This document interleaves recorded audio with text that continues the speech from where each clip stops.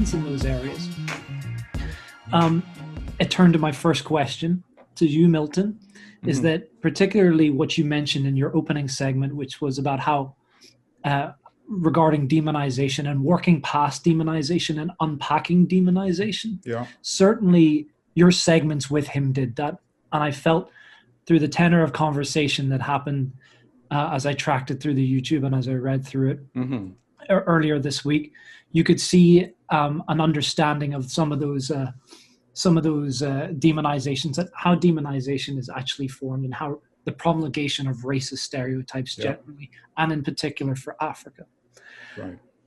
How do we continue to best draw attention to the impact of neo-colonialism? Because certainly we saw the impact of colonialism, but neo-colonialism in Africa that continues to imperil the region politically and materially. Well, okay, and that's why Michael was so valuable in the sense that he was trying to build that platform where we would have a way to counteract the presentation that we get from the CNNs, from the BBCs, and then from the traditional network, ABC, CBS, MSNBC, in this country. The power that they have to set the global narrative, and that's the biggest challenge that we face. That is why when you see the bombardment of Venezuela, for example, we're pretty much helpless to do anything about that, right? I was just watching CNN maybe 2 days ago with Jake Tapper, I think, and talking about Venezuela and showing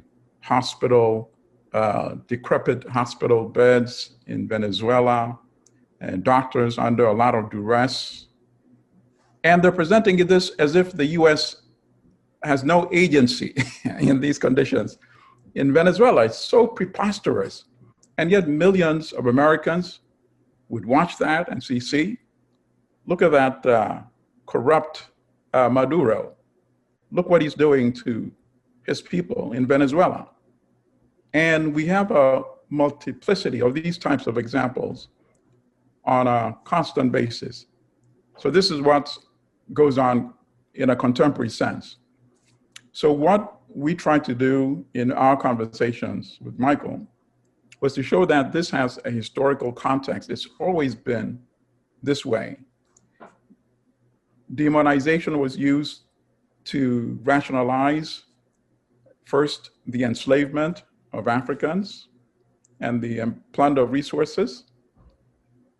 These were not really, they look like human beings, but they're not really like us. And once you're able to succeed in doing that, then of course you can get away with it, because people in the metropole, in the center, are not going to be coming out and raging and saying, why are you doing this to other human beings? Well, they're not really fully human beings. So you can get away with doing that. You can get away with doing that during the colonial era, where Leopold can get away with killing 10 million people in the Congo. That later became Belgian Congo, when he ran it at his personal estate, and killing Africans or chopping off their hands if they didn't produce enough rubber or Tusker. That's fine. They're not really fully 100%, human beings. You continue that same narrative during the colonial era by saying we're here on a mission to civilize, these people so that they can appreciate the full benefits of life like we do here in Europe. We want to Europeanize their sensitivities, right? And so we're actually doing them a favor. And you have the global media that is disseminating that narrative and making it acceptable, you see? But it's very rare that you find a person who's interested in making that connection. Because sometimes even, people on the global left, some have also been victimized by the very successful agenda to present Africans as the other. So sometimes they also fail to see that we are all in a common struggle against global finance capital. So colonialism may have ended in Africa, formal colonialism in the 1960s, but there's no difference between conditions today and during the colonial era. So now, instead of having European governors in African countries, European commanders of armed forces, now you have African presidents or prime ministers who are actually fulfilling the same function and role that the European governors used to provide. They pretty much take their orders from the center. And how is this enforced?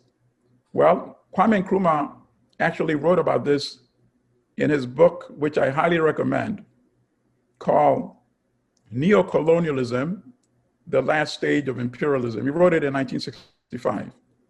And he said they will use financial muscle to enforce the continuation of colonialism in Africa. So today they do it with the World Bank and the IMF.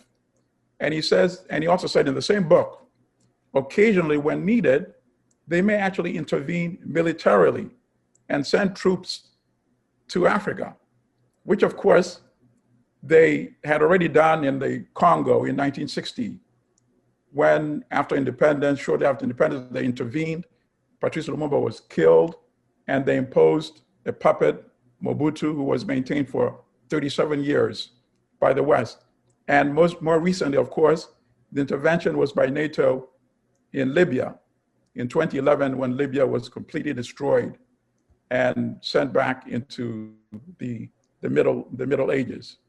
So this is how neo-colonialism actually, I don't see the difference between neo-colonialism and colonialism, you see? And ultimately, what is the agenda? The agenda is to ensure that Africa will remain a source of raw materials for the factories in the industrialized world, which was, of course, the precise reason for colonizing Africa in the first place. And then number two, Africa remains a market for the consumer and manufactured goods coming out of the factories in the industrialized countries.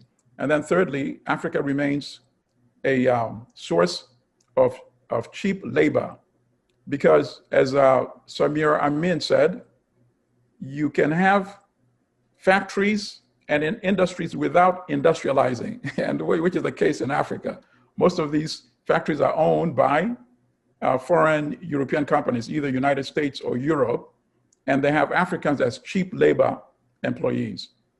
And that is why Michael appreciated the importance of trying to get people to see beyond that, and to see that, no, we must not accept the agenda of the Western media to keep on presenting Africans as the other, and for people to accept that, because that's how they're able to get away with enforcing neo-colonialism in Africa.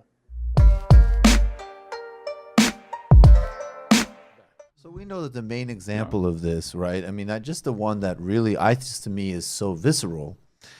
And to the extent, okay, so if Congo is ever covered in the United States, yes, or in the world press, it's going to be, oh, there's more civil war, yep, and there's not going to be any explanation of the context of that civil war.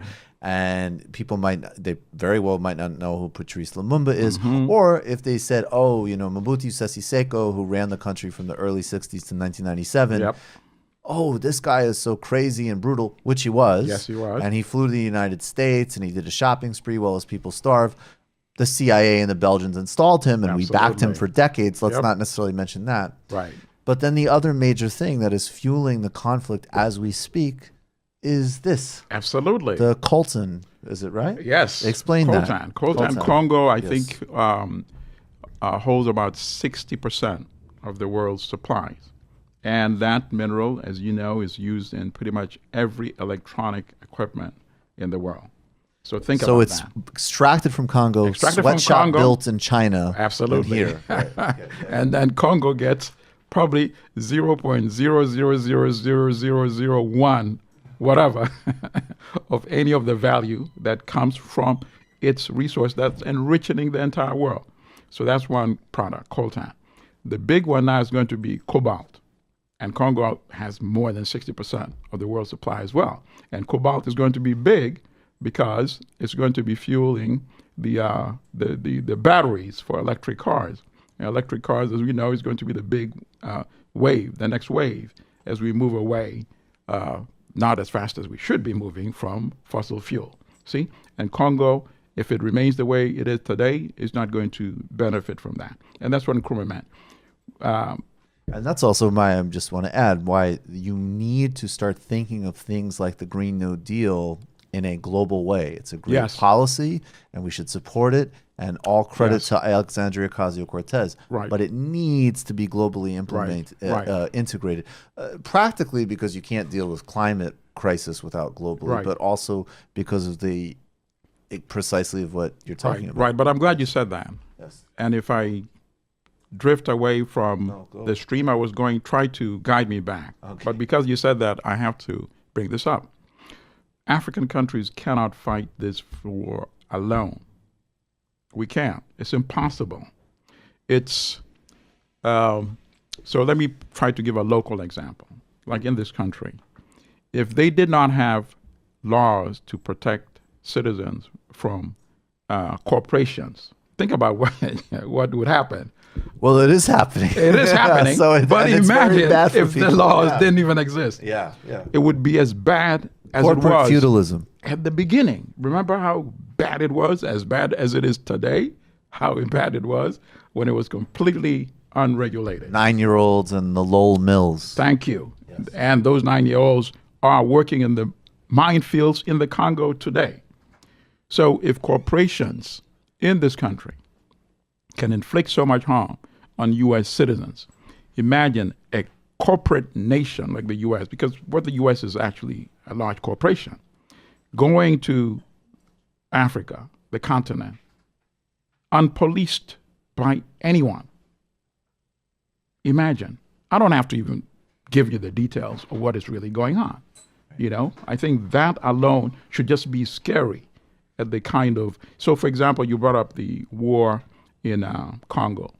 You notice it's only confined in Eastern Congo. Why? Why is it not in the southern part? Why is it not in the west? Why is it not in Central Congo? Why? Because the resources such as coltan confine Eastern Congo. And how can you have a quote-unquote war while companies, there's a whole list, we discussed this, I think, in one of your shows, that people can Google, corporations exploiting resources in Congo. Go to Google. It'll take you to the UN website. Yep. It lists all these companies. So even though millions of Congolese are dying from this so-called war, I call it so-called because it's manufactured war. It's a corporate war. From those same areas in the East where millions have died, Western corporations are sucking minerals at the same time. So what kind of war is this? And that's what fuels the conflict. I mean, literally.